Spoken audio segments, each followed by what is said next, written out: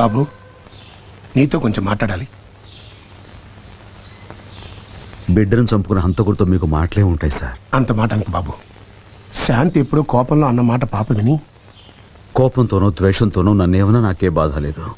కానీ తెల్లని కాగితం లాంటి ఆ లేత మనసు మీద మీ నాన్న హంతకుడు అనే నల్లని రాతలు రాయటం మాత్రం చాలా దారుణం. ఆ క్షణి ప్రాణానికి ప్రాణంగా నేను ఎలా అది నాకు తెలీదా బాబు? అలాంటిది నేను తను బాబు, ఆ రోజు రమేష్ చేసిన మోసానికి నేను జైల్లో ఉండిపోయి నా బిడ్డను ఆఖరి చూపులు చూసుకోలేకపోయానని ఎంత కుమిలిపోతున్నాను. నేను నా దురదృష్టం. ఇన్నేళ్ల తర్వాత ఐశ్వర్య కనిపించి నా జీవితానికి ఓ అర్థం ఉందని, తిరిగి అంత కలుస్తావని ఎంతో ఆశ పుట్టించింది.